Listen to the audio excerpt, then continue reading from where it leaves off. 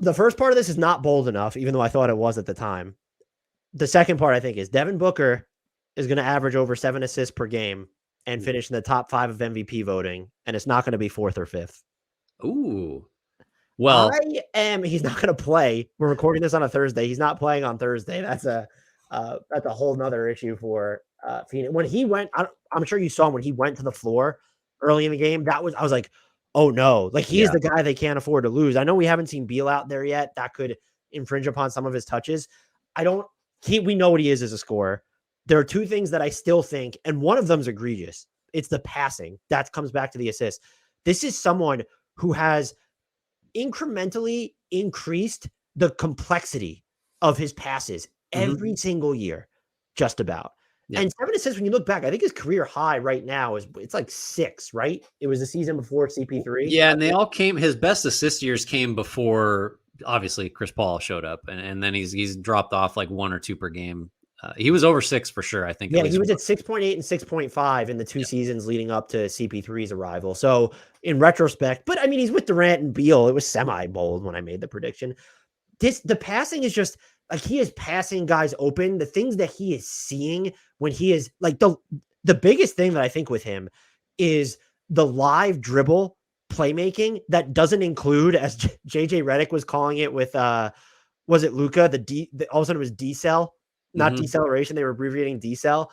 It's when he's not decelerating and he's just whipping these all over the place. You name it.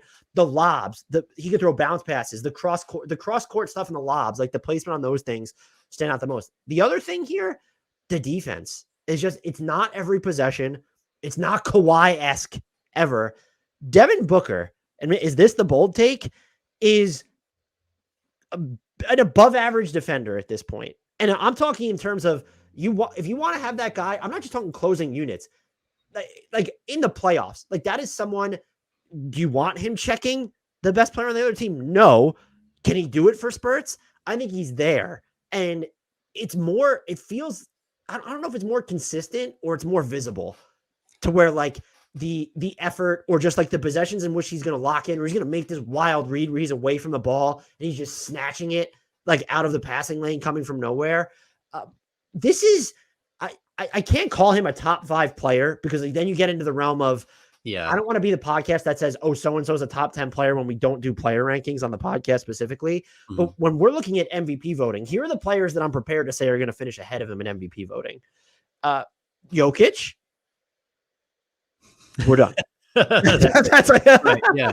No, I think that's right. I will say too, like I am, and I hope we don't have to say this every time we record a podcast. I'm fascinated to see what it will mean when all 3 of Phoenix's best players play together. I hope that's the last time I have to say this, because, Beal, I think, got a lot of reps on the ball. And I think the theory was that, Phoenix does not have a conventional point guard that they're going to play a lot. And so, between Beal and Booker, and I guess Durant, that's where your initiation is going to come from, because it won't be from Okogie and it won't be from the center spot, except, Nurkic will make, pocket elbow passes and stuff. But like, to your point, if Beal does more of, some portion of the ball handling and Booker isn't just the point guard the whole time, I think that frees Booker up to play even better defense. If he doesn't have to be burning calories, getting doubled and trapped and trying to figure out where to send the ball. Cause that will be I think that will be most teams' approach, is to really aggressively attack whoever is handling the ball, because, neither Booker nor Beal really are point guards. And that's a different kind of vibe for them to sort of, read the floor immediately and get off the ball. Like, they want to keep it and score. That's how they're wired.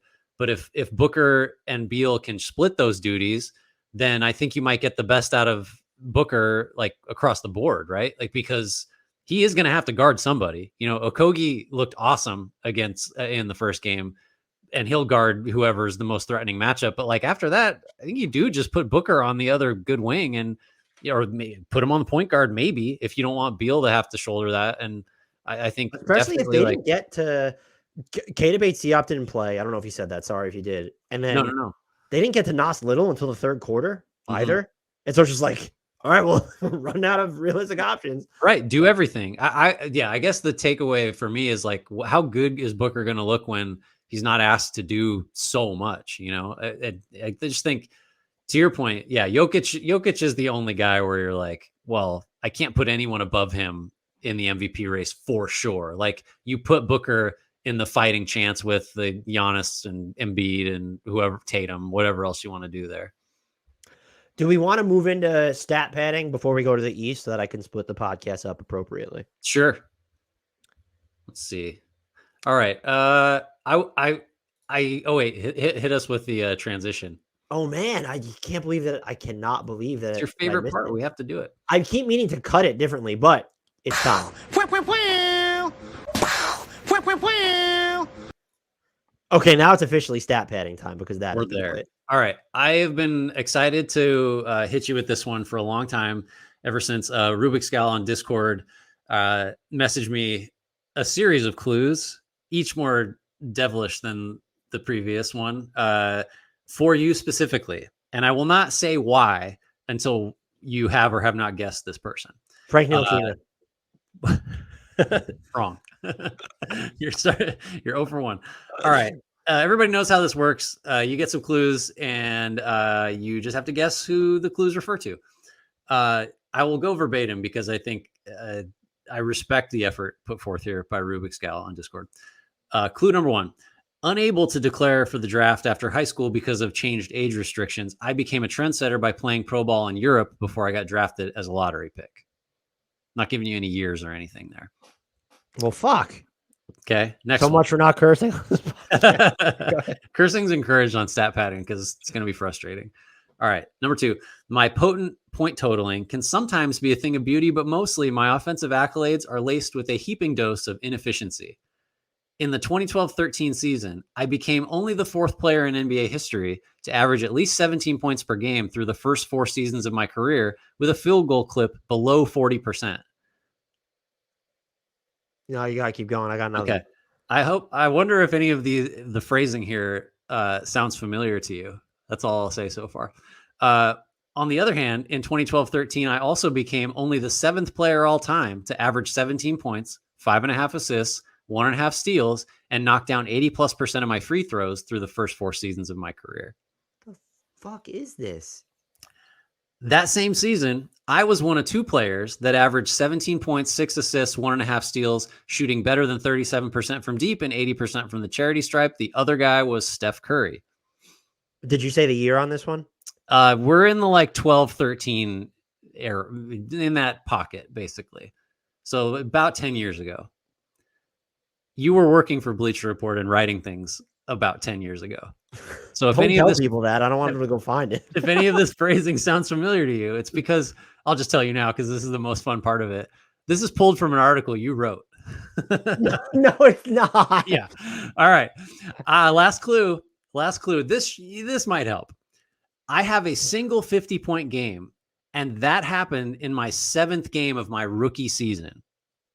The youngest player to have a 50 burger, and I scored 24+ points in 7 of my first 11 games. Oh my God. I can give you the team that he. So that 50-pointer came as a member of the Milwaukee Bucks. Brandon Jennings? Yes, you got it.